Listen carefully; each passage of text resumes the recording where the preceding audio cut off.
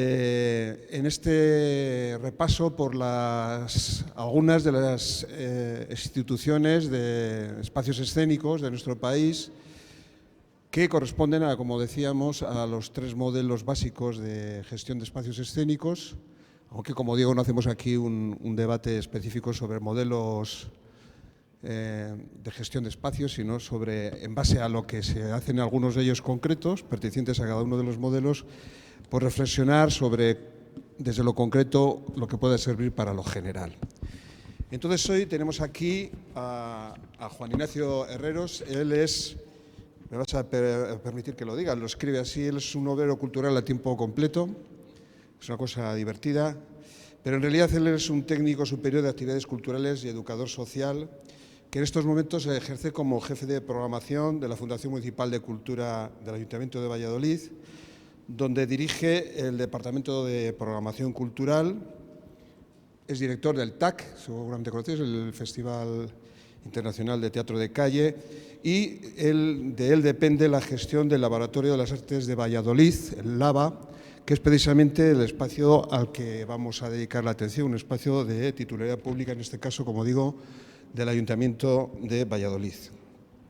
Está ubicado, casualmente, como aquí, en un antiguo matadero de Valladolid, y está compuesto por 2 espacios dentro de un macroespacio básicos, que son el Lava Teatro y el Lava Laboratorio. Y entonces, sobre este espacio, ese modelo de gestión, esa actividad concreta, es lo que vamos a dedicar unos minutos para hablar. Entonces, ¿qué es lo que, para empezar, Juan, diferencia lo hace específico dentro de Valladolid, que ahí es una ciudad importante con diferentes espacios de gestión teatral? ¿Qué es lo que le hace este proyecto singular? Y nos cuentas un poco su historia, su origen, y para que conozcamos. Bueno, buenos días a todas, a todos. Pues, sí, bueno, por contar o para ampliar el LAVA, efectivamente el LAVA es un centro cultural que se eleva sobre un antiguo matadero. En la actualidad son 2 volúmenes, como ha dicho Carlos. Es un espacio multisala. La zona de laboratorio, que fue la primera que se inauguró, son 3 salas, la sala blanca, la sala negra y la sala 221. Y son salas, en principio, concebidas para creación. Es verdad que esto funcionó así durante aproximadamente 3 años. Después, a los 3 años, al abrirse el segundo volumen, el Lava Teatro, el equipo de gestión que había entonces pues abandonó un poco esta línea de apoyo a la creación que había dado sus frutos, desde luego, y que había sido muy fructífera en un primer momento, y esos espacios fueron colonizados por otros usos, como son pues, los conciertos musicales de promotores privados de la ciudad, que a falta de un espacio que pueda aglutinar en Valladolid entre 500 y 1.000 personas, pues se ocupó eso. Luego, en el otro volumen está la Sala Concha Velasco, que es nuestra sala principal. Es una sala con 366 localidades a la italiana, pero que puede llegar a las 602 en una configuración de una grada enfrentada. Es un espacio, es una caja negra, es un espacio tremendamente versátil, muy cómodo para trabajar. Y luego ahí pues está rodeada de otros dos espacios, que es una sala multiusos, que hace las veces de foyer y en el que a veces llevamos a cabo espectáculos. Allí se lleva a cabo un club de jazz en el mes de noviembre y distintas actividades. Y luego está la nave 2, que bueno, habitualmente últimamente se está utilizando más como sala de ensayo y de calentamiento, sobre todo cuando las propuestas que exhibimos son de danza. También hay unas aulas, oficinas, un espacio gastrolava, un espacio gastronómico y un estudio de grabación, es lo que compone. Ahora mismo estamos en la construcción de una tercera fase, que lo han mal llamado en el proyecto Factoría de Creación. Desde luego no sabemos cuál será el nombre definitivo, pero está claro que no. Pero es un espacio que va a tener 2 salas bastante amplias dirigidas a la creación. Una a la creación del teatro también, y esa sala se podrá utilizar para exhibición de espectáculos de pequeño y mediano formato, con 102 localidades. Y luego otra sala más dirigida a la creación de danza y de circo. En ambos espacios pues hay unos espacios de descanso, hay cocinas, hay oficinas de producción. Está todo lo necesario para que cualquier creador, creadora, cualquier compañía pueda estar trabajando de mañana hasta la noche y prácticamente con todas sus necesidades atendidas en esos espacios. Eso, si todo va bien, creo que la fecha es septiembre del 2026, cuando esto tendrá que estar en uso por una cuestión formal de las ayudas a través de las que hemos conseguido levantar ese edificio. ¿Qué me dices? ¿Qué identifica al Lava? Bueno, pues de entrada, al Lava lo identifica, y voy a hablar de esta segunda generación de la gestión, de este segundo equipo que desde hace 6 años ya estamos al frente del laboratorio, que, como os digo, no tiene una entidad propia, como bien ha dicho Carlos, depende del departamento de programación, del cual yo soy el jefe de programas. Y bueno, pues desde luego en todo este proyecto de generación de esa identidad y de esa singularidad tuvimos muy presente dónde estábamos, ¿no? Cuál era el contexto. No queríamos ser un verso libre, desde luego dentro del ecosistema cultural de la ciudad, y estamos hablando de una ciudad como Valladolid, una ciudad mediana, 300.000 habitantes, un polo industrial dentro de la comunidad, con una historia cultural bastante intensa y por momentos pionera, en la vanguardia. Recordemos que Valladolid fue pionera en los años 80, me asienten por allí unas vallisoletanas, con la Muestra Internacional de Teatro, con la Muestra Internacional de Danza, que fue una puerta de entrada para muchos artistas internacionales de la ciudad.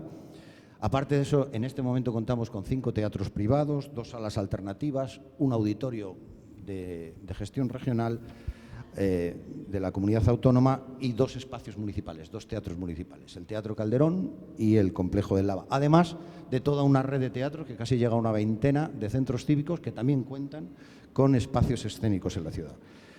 Quiero decir sobre esto que a nivel de ciudad este equipo es muy consciente que escribe parecido a esos manuscritos que aparecieron hace siglos, ¿no? que reescribían sobre las líneas que ya habían escrito otros. Pues bueno, pues nosotros, este equipo es muy consciente de eso, que a nivel cultural reescribimos sobre las líneas que reescribieron otros, y que además hemos asumido la gestión de un edificio que ya estaba en marcha desde el año 2011, sobre todo en la parte del Lava Teatro, y que ya tenía una identidad, y una identidad que en algunos casos hemos querido conservar, en otras emborronar o borrar, y en otras pues sobreescribir, ¿no? También tenemos claro que no queríamos cometer errores anteriores y que la identidad del edificio, del proyecto, no debía ser la identidad de las personas que gestionábamos el proyecto, que esto tenía que tener unas características propias basadas en las necesidades que tenía la ciudad. Y a partir de ahí, pues definir una misión, una visión, unos valores, guiarnos por cuestiones que nos guían más. O sea, nosotros trabajamos más por principios que por intereses. Creo que eso es un hecho diferencial que nos gustaría que se prodigara mucho más. Tenemos un compromiso constante con la mejora, desde luego. Huimos de la autocomplacencia, somos muy críticos con lo que hacemos nosotros mismos y creo que con creces nuestras ansias de mejora superan a nuestro entusiasmo, que también lo tenemos, nuestro entusiasmo y nuestro compromiso, ¿no? A partir de ahí, pues buscamos una programación actual, una programación innovadora, multidisciplinar, que busque nuevas expresiones artísticas. Buscamos una programación basada en propuestas que generen preguntas, que no den muchas respuestas, no es nuestro interés. Una de las cosas que ahora está muy de moda es decir que todo lo que se hace desde la cultura es político, efectivamente, y lo que no se hace también, ¿no? Y no es un problema que sea político. Quizá el problema es cuando es ideológico. Entonces, y lo ideológico pasa porque intentemos adoctrinar o aleccionar pensando que el público que viene, que los usuarios de nuestras propuestas son gilipollas, perdonadme la expresión, ¿no? Y entonces se lo tenemos que dar todo masticadito, ¿no? Yo creo que el arte escénico, el arte en vivo, la música, está aquí para confrontar, para enfrentarnos a un espejo en el que la gente tiene que querer mirarse. Y a partir de ahí, cada uno desde su lugar, desde su mirada, pues interpretar y, si quiere, comprometerse en la transformación.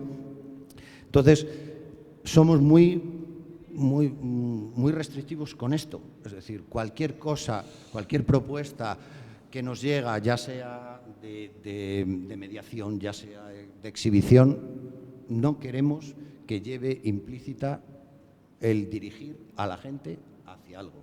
No, queremos que la gente crezca, pero que crezca fruto de esa reflexión, de ese encuentro y de ese cuestionamiento constante. Queremos también, con esa programación y sobre todo con la programación expandida que estamos implementando cada vez más, que la gente vuelva, vuelva al espacio, habite nuestros espacios. O sea, no queremos ser un espacio de exhibición de fin de semana. Queremos ser un centro de día de las artes escénicas donde pasen cosas constantemente y donde este diálogo entre los creadores y la ciudadanía sea real. Esto, que parece que es muy bonito contarlo así, después es de una tremenda complejidad hacerlo en un marco administrativo público. Carlos lleva muchos años con esto y termino.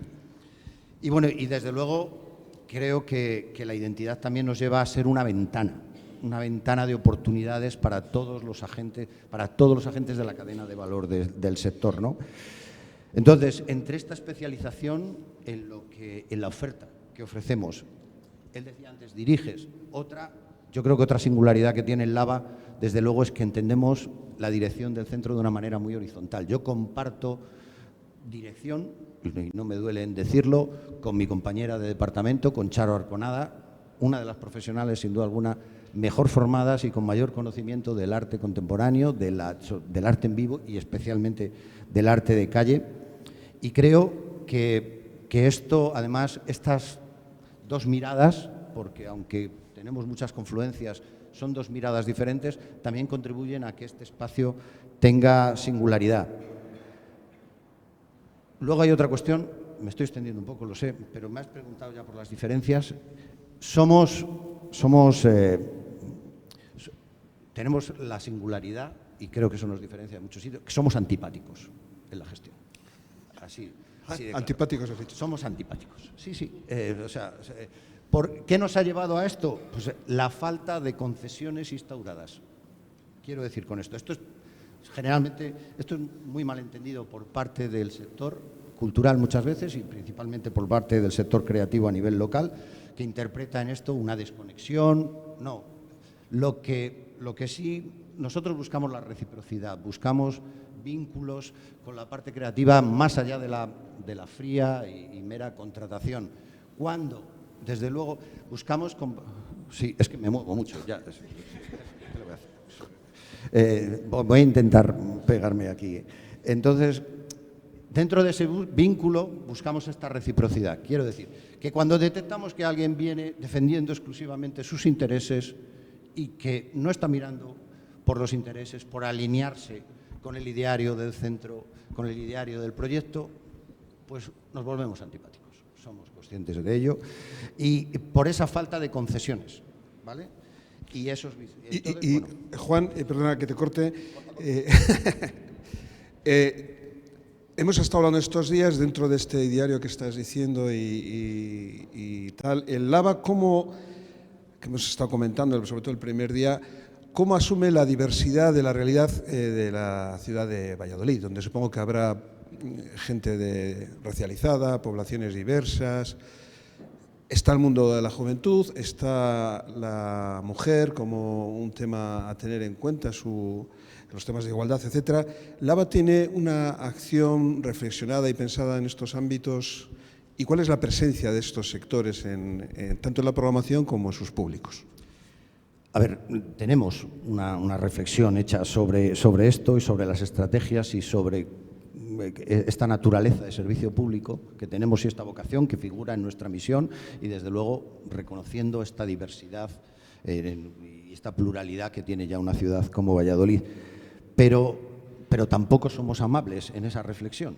Es decir, las estrategias que implementamos como servicio público no rotulan exclusivamente en torno a estos principios de diversidad, teniéndolos presentes, ¿vale? Quiero decir con esto que nuestro principal objetivo puede ser es garantizar, no puede ser, es garantizar el derecho de acceso a la cultura al mayor número de la población posible, propiciando el encuentro entre esas poblaciones diversas, facilitando espacios que sean habitados por esas realidades también diversas y por personas, pero más allá de la edad, que estén racializados, de su ideología, de su género, de su estado sentimental y de sus capacidades. Es decir, nosotros hemos llevado esta reflexión al punto de decir que nuestro objetivo es la normalización de la singularidad, es decir, reconocer la singularidad del otro y normalizarla. Y a partir de ahí creo que lo que generamos es la oferta de actividad ya sea de exhibición, ya sea a nivel de talleres, de formación, van con esas visiones diversas.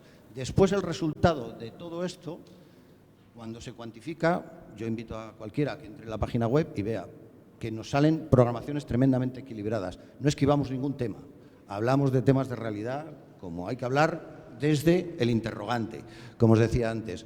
Están muy equilibradas las programaciones que vienen de creadoras con las que vienen de creadores, pero tampoco estamos con la cuenta, con la calculadora puesta. Es decir, luego, ¿programaciones inclusivas? Sí, sin paternalismos, sin concesiones. La propuesta tiene calidad, es capaz de medirse con el resto de la programación que proponemos. Adelante. Es decir, no vamos a hacer discriminación positiva en ningún sentido por el hecho de las cualidades.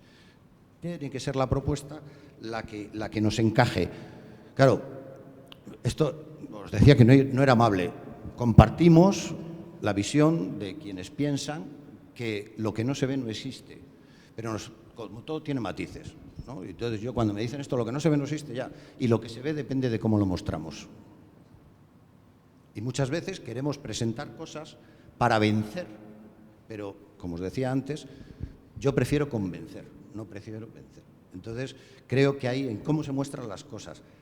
Sí que, siendo honesto, y tengo muchas discusiones allí en la Fundación con este asunto, sí que creo que aquí hay un hecho diferencial al que no le estamos prestando mucha atención, que es la comunicación. Y la comunicación sí que es verdad que en función de esta diversidad deberíamos emplear canales diversos, distintos lenguajes, distintos códigos, y eso no lo estamos haciendo. No lo estamos haciendo pues porque, bueno, en estas administraciones, pues yo creo que los gestores y las gestoras públicas lo sabréis, está todo como muy parcializado. Entonces, en cuanto te metes en un ámbito que no es el tuyo y le toca al departamento de comunicación de turno, allí alguien levanta la mano porque ya se siente un poco invadido. Pero en esto que me dices, ya te digo, quizá el titular sería, sí, trabajamos por la normalización de la singularidad. Lo tenemos presente, pero no rotula en torno a esos parámetros. Claro, es una institución pública, sabemos que las instituciones públicas tienen pues, todo el corsé para lo bueno y para lo malo que supone el sistema administrativo. ¿Vosotros os sentís cómodos para la innovación? Hemos estado hablando estos días aquí de las nuevas tecnologías, las singularidades, o sea, las innovaciones en la gestión de espacios y esto. ¿Cómo os encontráis vosotros? Maravilloso. Y si habéis tenido algún tipo de iniciativas tendentes a hacer del espacio Lava algo sostenible en este entorno que estamos hablando de una sociedad de un cambio brutal en el mundo tecnológico, la inteligencia artificial y todas estas cosas. A ver, me estás preguntando dos cosas. Por un lado, la sostenibilidad y por otro, la implementación de la innovación. Por esto último, la innovación. Somos bastante artesanales. Si alguien entra en nuestras oficinas, están llenas de POSIT, pintadas en los cristales. ¿Utilizamos las nuevas tecnologías? Nada que no utilice. Es decir, las nuevas tecnologías, no voy a venir a descubrir nada, nos han facilitado mucho posibilitar encuentros que antes los teníamos que hacer necesariamente presenciales. El LAVAR tiene un radar siempre colocado en cuanto a proyectos que se hacen, miramos mucho a los lados, buscamos referentes. Y para todo esto las nuevas tecnologías nos han servido. Estamos empezando a hacer algunos escarceos con esto de la inteligencia artificial, efectivamente, pequeños ensayos, y sí que le veo a corto plazo, le veo cierta potencialidad en todo lo que es esa parte más farragosa, más administrativa que tenemos los gestores de la administración pública. Ahí lo veo más útil. En lo otro creo que es un melón que se está abriendo, que estaba, desde luego está por explorar. Sí que hemos participado, hemos acompañado a dos proyectos que han utilizado ya las inteligencias artificiales para la configuración dramatúrgica de los espectáculos, uno con una agrupación Señor Serrano y otro con Ferran de Black Box, de la compañía Black Box. Y bueno, y eso ha dado sus frutos. Pero bueno, yo creo que está bien que nos preparemos, creo que quizás se está levantando más alarma de la que hay. Yo creo que por mucho que crezca la inteligencia artificial, nunca va a compensar a la estupidez natural, ya sea adquirida o innata. Quiero decir con esto que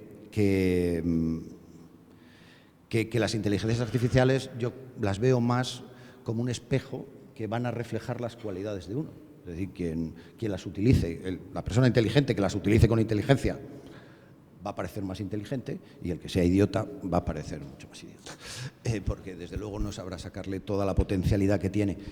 En cuanto a claro, luego ha habido amagos, sobre todo en la pandemia, de introducir ciertas, yo creo que fracasadas, todos estos temas del streaming, de llevar lo que es el arte en vivo a un formato que no es naturalmente el nuestro, y que creo que han fracasado, y que ahora el gran reto está en integrar este lío de la inteligencia artificial, y sobre todo yo creo que ahí hay una patata caliente, que es todo el tema de la autoría, de proteger la autoría, que ahí seguramente esto ya pase por regulaciones cuando realmente acabamos de entender de qué va esto, porque ahora mismo... Y en cuanto a la sostenibilidad, pues mira, si tenemos una visión más reduccionista del concepto, pues al LAVA le queda mucho en sostenibilidad, de eficiencias energéticas y todas estas cuestiones. Es el edificio más caótico a nivel energético que os podéis encontrar, porque bueno, tiene bastantes deficiencias de construcción en su momento, más que por una idea de proyecto arquitectónico, por una disponibilidad presupuestaria, y de que al final se reduce lo que no se ve. Dejamos el continente muy bonito y bueno, hemos tenido nuestras pequeñas incursiones en toda esta transición de la incandescencia al LED, en intentar generar procesos de reciclado de residuos de lámparas, de no sé qué, en modificar hábitos que redundan en los consumos energéticos. Pero en lo que realmente quizá hemos avanzado en sostenibilidad en el LAVA, es en este cambio de modelo que se produce hace 5 años, es en un concepto mucho más amplio de la sostenibilidad, ¿no? Que es tener ese compromiso comunitario, hablar de sostenibilidad económica, hablar de sostenibilidad dentro de la estructura, afianzando, o sea, mostrándonos firmes y mostrando otra imagen de cara a ganar prestigio dentro de las estructuras municipales, porque parece que la gente de cultura somos un poco, bueno, pues que estamos ahí, que esto lo puede hacer cualquiera, y bueno, y de generar unas dinámicas con las audiencias que son muy orgánicas, que no es que hagamos nada natural, pero es verdad que estamos llegando a un grado de diálogo con las audiencias que también nos permite de alguna fidelizar y no elevar a categoría las excepciones, que es lo que tendemos a hacer muchas veces los gestores, que conocemos a 3 personas del público y a partir de ahí hacemos un análisis de todas nuestras audiencias. Yo creo que en otros ámbitos, teniendo este concepto mucho más abierto del concepto de sostenibilidad, ahí sí que hemos avanzado bastante. Nos quedan cosas, desde luego, por implementar y por hacer, pero la asignatura en este apartado, la asignatura grande, la tenemos con todo el tema de la sostenibilidad y también, os digo, con una tarea ardua que hemos tenido, sobre todo los 2 últimos años, de evitar ocurrencias. Recuerdo hace 2 años se me presentó allí un arquitecto de la Concejalía de Medio Ambiente y quería cubrir todas las cubiertas del LAVA de una capa de vegetal. Claro, si ya de por sí llueve y tenemos goteras, coño, le dijimos, oye, vamos a arreglar esto de otra manera. Claro, y además haciéndolo, pues bueno, pues por una subvención que venía. Entonces, tenemos muchas ocurrencias y ahí muchas veces tenemos que entrar sin tener demasiado conocimiento, ni a nivel técnico, ni a nivel arquitectónico, ni urbanístico, a pelearnos y tirar de sentido común. Es decir, si el edificio tiene carencias, vamos primero a corregir las carencias. En esta nueva fase, una de las grandes batallas ha sido no cometer los errores que hemos cometido en los 2 volúmenes anteriores. Bueno, antes de daros la palabra, te voy a hacer una última pregunta. No me puedo olvidar, Juan Ignacio es el presidente actual de la Red Española de Teatros de Titularidad Pública y representa de alguna manera la voz de 800 teatros de todo el territorio del Estado español. Pero quería preguntarte, desde lo concreto del LAVA, ¿tú cuáles crees que son los retos estructurales que tiene el LAVA y si esos son elevables o cuáles compartes con el conjunto del sector público en la exhibición escénica? Yo creo que comparto la mayoría. Tengo retos muy mundanos por lo material, por la necesidad, ahora comentaba con Héctor, una necesidad de fortalecer las estructuras. Pero yo antes de todo esto, y lo comentábamos ayer en retos, yo creo que lo que realmente tenemos que hacer como sector, y ya elevando la mirada más general de lo que es el LAVA, pero desde luego siendo el LAVA parte de todo esto, creo que tenemos que cambiar la mirada, tenemos que superar la resistencia al cambio. Somos un sector que tendemos a funcionar mucho sobre la experiencia del pasado, mirando al pasado. Gestionamos la contemporaneidad mirando al pasado. Difícilmente, rara vez imaginamos un futuro. Y cuando imaginamos un futuro, lo imaginamos sobre las experiencias del pasado. Y entonces, claro, si somos conscientes de que esto va cambiando, desde luego vamos a tener que operar con otros factores que son difíciles de anticipar, pero bueno, imaginemos, ¿no? Imaginemos entonces. Y creo que antes de definir lo estructural, que creo que en otros ámbitos o ya a nivel sectorial y de asociaciones está muy definido, tenemos que repensar conceptos y discursos que han podido ser muy válidos en una época, pero que se están quedando caducos. Y entonces yo creo que si somos capaces de hacer este ejercicio, a partir de ahí, desde luego, el LAVA no es una excepción.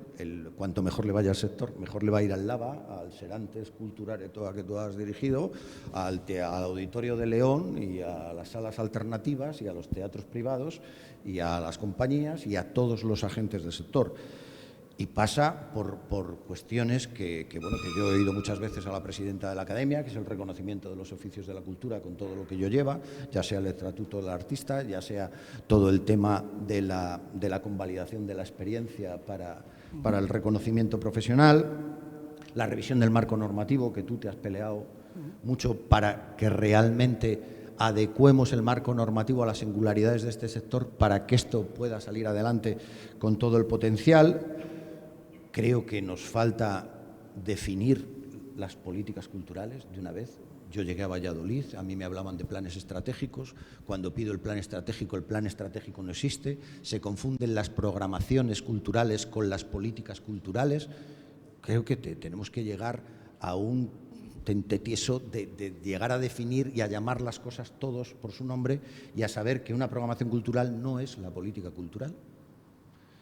Y debería de haber, desde luego, un pacto por la cultura, más que un pacto por la cultura, yo creo que una ley por la cultura que estableciera unos parámetros de prestación de los servicios culturales. Lo hay para las bibliotecas, ¿por qué no lo hay para la cultura? Para el teatro, para las artes en vivo. Entonces, y luego también creo que a nivel estructural hay una cuestión que hay que descentralizar, hay que poner, o sea, y aquí sí que miro al pasado, cometiendo un poco el error, pero me voy a una evidencia que es las competencias adquiridas de las administraciones locales. Realmente la competencia en cultura ha estado en el Estado, está en las comunidades autónomas en estos momentos. Los ayuntamientos, las entidades locales asumen esta competencia adquirida como suya. Tenemos que empoderar las ciudades como el lugar natural de la cultura. ¿Por qué? Porque aportan el 60% del presupuesto que mueve todo este sector. Y porque además es la administración más cercana al ciudadano, que es nuestro fin en sí mismo. Entonces, si se dan estas dos confluencias, desde luego yo creo que cualquier reestructuración pasa por esto, por empoderar lo local. Y ahí sí, claro, pues ya aterrizamos en los espacios que estamos y ya concretamente en lo que es Valladolid, pues aparte de las carencias de presupuesto que ya llevamos sufriendo desde hace 3 años en materia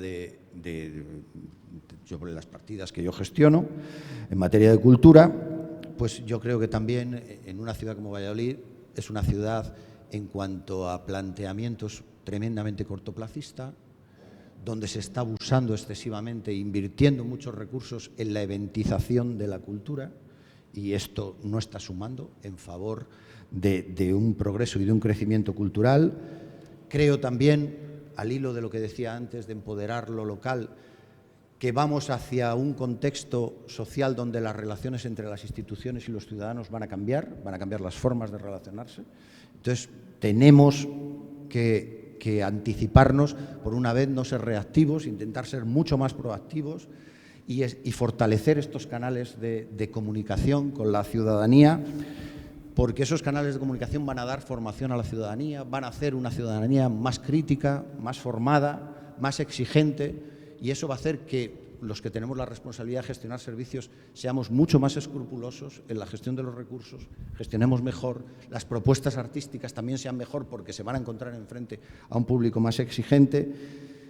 Y en el LAVA también, y creo que sería generalizable a muchos espacios, yo creo que dentro de la carencia a nosotros nos falta, ahora mismo estamos sin director técnico en el espacio, pero yo creo que ya pensando en un futuro y que no fuera muy lejano, creo que debemos empezar a incorporar a las plantillas nuevos perfiles profesionales que se dediquen a trabajar la mediación, que se dediquen a trabajar el acompañamiento artístico, porque desde luego el futuro está en un cambio de paradigma en los espacios escénicos públicos. No va a ser exclusivamente el interés la exhibición, tenemos que empezar a tomar parte en el acompañamiento a los creadores. Y claro, esto es, como os decía, muy difícil de encajar en la administración. Hay que objetivar los criterios. Entonces, no podemos no se pueden establecer concesiones en este sentido, pero tenemos que empezar a pensar en cómo nos vamos a relacionar y en cambiar estos paradigmas y en introducir profesionales que se dediquen exclusivamente a esos nuevos paradigmas, a abrir los espacios para que realmente sean centro de día, para que allí pasen cosas a distintos niveles, para que los espacios escénicos sean ágoras de encuentro a nivel ciudadano, a nivel profesional, que haya esa interrelación entre el sector profesional y el sector ciudadano, que los profesionales hablen de lo que a la ciudadanía le interesa y los ciudadanos entiendan cómo son los procesos creativos, es decir, y que haya profesionales exclusivamente dedicados a fortalecer esos procesos. Muy bien, pues muchas gracias, Juan. Tenemos unos pocos minutos para un par de preguntas y luego pues tendremos que dejar. Podríamos estar mucho rato, Juan, seguro, hablando ahora que nos estamos metiendo en harina. Aquí, por favor, una primera y luego tú tienes otra.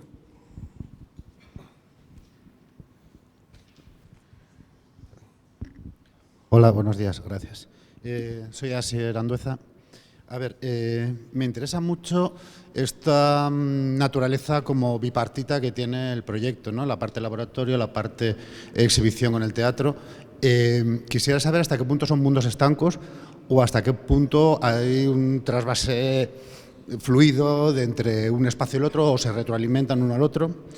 Y luego también me interesaría mucho saber cuál es la sostenibilidad económica de todo esto, cómo se financia en ambos espacios, cómo se accede a esto, si son, porque entiendo que no serán alquileres, será otro tipo de relación con las compañías que allí participen, y también cómo el sostenimiento en el tiempo.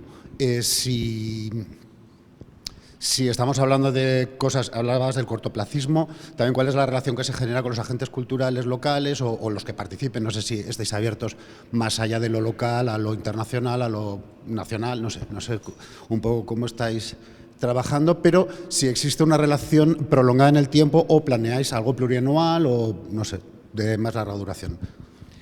A ver, lo primero, no son departamentos estancos porque el equipo gestor es el mismo, de la parte del laboratorio y de la parte del teatro.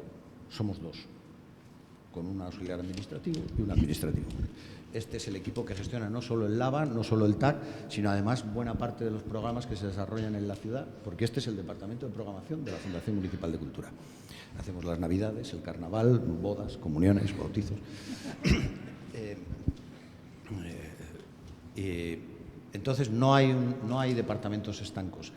Bien es cierto que el trasvase de unos proyectos, llevamos 2 años ahora mismo con un proyecto que se llama Espacios Habitados, que es un proyecto de acompañamiento a la creación, donde bueno, hay una pequeña aportación económica en función de si el proyecto es de creación o de investigación, 5.000 si es de creación, 2.000 si es de investigación, y luego hay una bolsa de horas de técnicos, una disponibilidad de espacios y unos asesoramientos que pueden ir, si es en la investigación, desde la búsqueda de los nichos de información que necesite el proyecto, pues o hasta en la creación, pues a buscar contactos que te puedan asesorar en escenografía, en vestuario, en aquellas otras carencias que tú tienes, o incluso en la parte de la distribución, que facilite la comercialización del espectáculo, si llega a serlo, porque aquí también hay una singularidad que creo que es importante, que voy a destacar, que es que en este programa de acompañamiento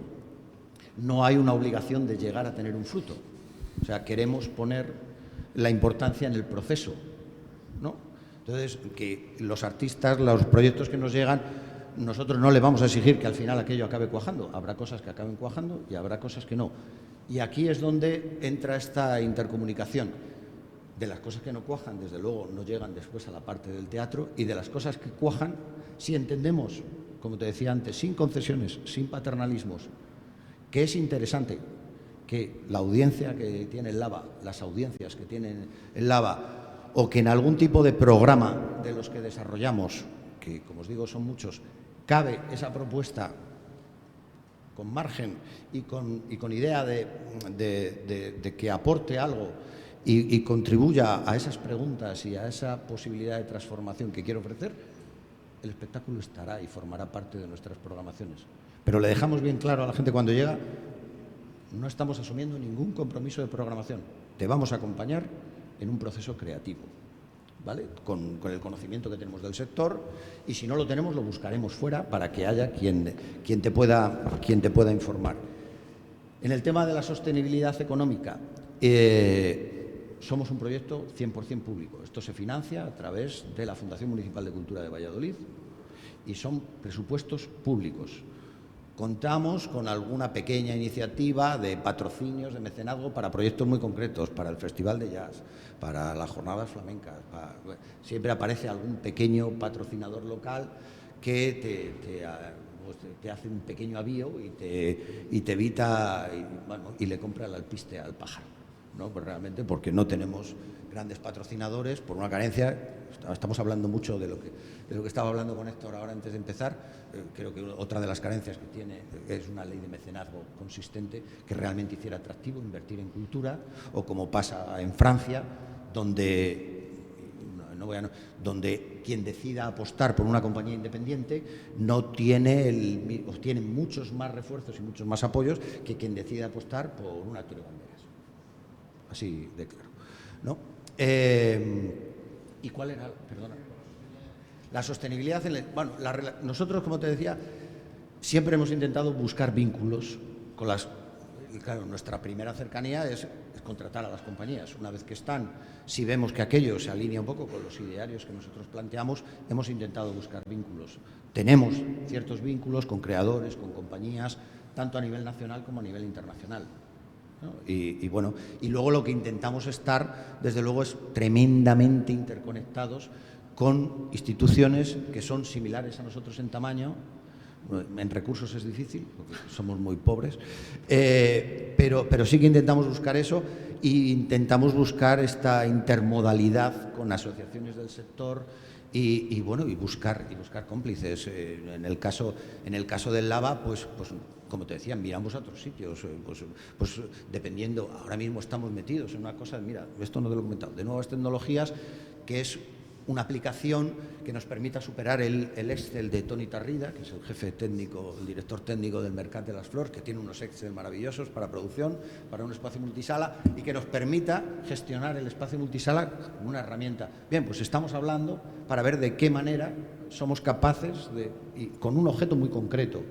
También miramos, desde luego, con las programaciones, también miramos a colaborar cuando queremos traer una gran propuesta que no podemos abarcar por nuestros medios económicamente, buscar otras complicidades, pero sí, y con las compañías que ya llevan 2 ejercicios pasando por espacios habitados, pues intentamos mantener un contacto y un seguimiento de esos trabajos, ¿no? Aquí está Álvaro Cabualles, Ana.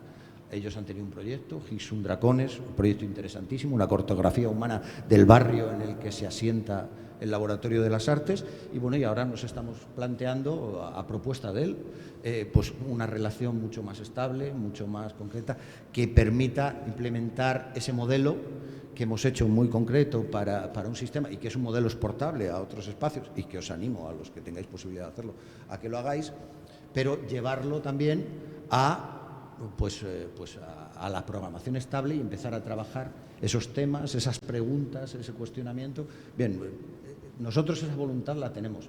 Es verdad que después todo esto es muy difícil de encajar en un parámetro administrativo y cada vez más, y esta mañana he tenido una notición desastroso que me ha llegado antes de venir, digamos que los funcionarios habilitados, secretarios, interventores, piensan en unas cuestiones que yo creo, y lo voy a tirar aquí la bomba y que salga por donde salga, que la estrategia real, que para esta gente nosotros somos un problema. Y ellos consideran sectores esenciales la secretaría, la intervención, la tesorería y el urbanismo. Y a partir de ahí todo es esencial. Y entonces, porque además estamos siempre con contratitos que para ellos son pequeños. Claro, ellos hacen contratos de 4 millones de euros. Nosotros hacemos contratos, si contratamos a una compañía y le damos 15.000 y nos parece ya no una barbaridad, pues a ellos, ¿qué mierda están gestionando estos chicos? ¿No? Entonces, ¿esto por qué no lo hace una empresa? Ya está, nos quitamos el muerto. La gestión, para allá. Y yo creo que la finalidad, o sea, el objetivo final es llegar a demostrar, es llegar a encorsetarnos de tal manera, porque nosotros ahora mismo, y esto es generalizado con todos los compañeros y compañeras que gestionamos espacios públicos, nos movemos en el filo, aquí, no cumplimos la norma, pero estamos aquí, en un punto que como te pases un poquito ya estás en un punto de no retorno y te vas a dar una hostia terrible. Entonces, nos movemos ahí. A ellos no, ellos si se caen se van a caer por el otro lado del borde de la mesa, ¿no? Entonces, los que vivimos ahí, para ellos eso es un problema, porque desde luego, yo entiendo, tienen una responsabilidad patrimonial y todas estas cuestiones sobre la gestión de los recursos, pero en el fondo yo creo que hay una cuestión también de vamos a evitarnos problemas, vamos a buscar la comodidad, y esto es mucho más fácil sacarlo con un contrato gigante de esos que nosotros sabemos gestionar, aunque pongamos hasta el color de los ojos de la persona o la empresa que lo tiene que gestionar, ¿vale? Y nos evitamos el problema, y si pasa algo la responsabilidad es de un tercero, no es mía como secretario, interventor y no sé qué. Entonces, creo que este contexto, esto también es imaginar un futuro. Sí, esto es un temazo para otro futuro escena. Espera, había una chica ahí detrás, pero rapiditos, por favor, porque ya... Hola, buenos días, Juan Ignacio. Muchas gracias por por compartir así, porque eres iluminador. Mi nombre es Victoria, yo vengo de Murcia y me gustaría saber si nos puedes compartir un poco cómo estáis llevando a cabo el plan de mediación, si tenéis un programa establecido, si es algo más experimental con la ciudadanía. Bueno, si nos puedes compartir. Mira, gracias. Sería muy pretencioso por mi parte llevar plan de mediación a lo que estamos haciendo en el LAVA. Desde luego, uno de los objetivos que tenemos las dos personas que llevamos es que la mediación sea algo transversal a todo lo que se hace en el LAVA, pero desde luego también sabemos que no lo podemos ejecutar nosotros con estos medios y que estamos buscando gente que se dedica a esto, y de ahí lo que te decía de nuevos perfiles. Pero sí es verdad que desde el primer momento que entramos empezamos a hacer pequeñas catas de esto, cómo podía funcionar y cómo podía funcionar un proceso de mediación unido a un proceso de creación, y lo hicimos con la compañía 91 de Madrid, con un espectáculo que se llamaba Suspensión. Era una cuestión donde se pretendía definir de la manera más exacta las nuevas masculinidades. Y entonces estos tipos, que son malabaristas, pues encontraron ese punto, ¿no?, donde la pelota hay un momento que sube y hay un momento que baja, hay un momento que está suspendida. Ese es el momento de equilibrio en esa definición de nuevas masculinidades. Con esta teoría que empezamos a trabajar, dijimos, coño, aquí hay un temazo, ¿no? Y nos pusimos a trabajar con un grupo tremendamente variado de 30 personas de distintas edades, de distintos estados sentimentales, orientaciones. Ahí había gente racializada, gente que venía del teatro, gente que amateur. Entonces, teníamos una pareja maravillosa de un señor y una señora con 78 años, ella y 80 y alguno él. Y de hacer preguntas y de trabajar todo esto, salió un espectáculo y creció ese espectáculo, y ese espectáculo ha girado, desde luego, y nos hizo ver que ahí había una línea de trabajo posible. No estábamos descubriendo, desde luego, el agua tibia, vamos, ni la manteca, era algo, pero que hasta ese momento, de alguna manera, no se había experimentado. Una cuestión así. A partir de ahí dimos en pensar que para nosotros era importante el hacer partícipe a la ciudadanía de los procesos creativos. En este programa que te digo de espacios habitados, la única condición que nosotros le ponemos a las compañías, aparte de todos los trámites administrativos que tienen que cumplir, ¿vale?, es que en algún momento de ese proceso creativo, de ese paso por el LAVA, participe la ciudadanía de alguna manera. O bien en la recogida de información, en ese proceso de investigación, o bien en el proyecto, bueno, Álvaro, Ana, que en la búsqueda de información de gente del barrio para hacer esas cartografías. Pero es algo que estamos escribiendo en este momento y que me gustaría ya, cuando lo materializáramos, hacerlo con la persona o las personas que se fueran a encargar de ello, ya fueran parte de la estructura municipal o ya sea a través de un servicio que tengamos que subcontratar, ¿eh? Y bueno, y si hay que contratarlo por millones de euros para darle gusto al secretario, pues yo no tengo... Sí, terminamos. Bueno, pues me presento. Soy Toni Navarro del Máster en Teatro Aplicado de la Universidad de Valencia. En el máster tenemos trabajadores sociales, tenemos maestros, tenemos profesores de todas las materias de asignaturas, tenemos psicólogos y también tenemos actores y actrices que por fin han descubierto que enseñar es un arte específico, que es otro arte. El futuro de los espacios escénicos me ha gustado mucho que al final te estás centrando, eso es un camino para lo que queréis hacer. Nosotros en los institutos, cuando hacemos teatro, decimos que hacemos teatro rompiendo los muros, hacemos teatro en los pasillos, porque esa realidad que tú has descrito, nosotros, si tú estás en el borde, nosotros en los institutos estamos al margen de todos los sistemas. Entonces la pregunta es, todos los organismos o culturales que están investigando y que han entendido que hay un cambio de paradigma, que es el giro social y educativo de todos los proyectos culturales. Ese giro social y educativo tiene que haber mediadores artísticos, mediadores teatrales. Tú estás diciendo, porque te has centrado mucho en las compañías que tienen que atender a lo comunitario. Nosotros en Teatro Aplicado, es teatro aplicado en la educación, la sanidad, en los organismos sociales como prisiones, museos, etcétera, o en las empresas. Esos mediadores son, diríamos, los que podrán hacer el trabajo que tú estás comentando. Y la pregunta es, ¿estáis pensando en formar o en preparar esos mediadores, no solo contratar, porque no se encuentran? O sea, eso hay que buscarlo donde se están formando. Esos mediadores teatrales o artísticos que hagan ese camino, que no solo sean las compañías a las cuales les decís que tienen que tener una visión comunitaria, sino unos expertos que hagan el trabajo, pero eso se tiene que formar, se tiene que preparar. Pues sí, pero ves, es que todo este camino es que está lleno de minas, ¿no? Pero efectivamente, yo el proyecto que presenté, cuando me presenté a esta plaza, contemplaba la formación de un concepto que ya ha quedado trasnochado, que es el concepto de arte educadores.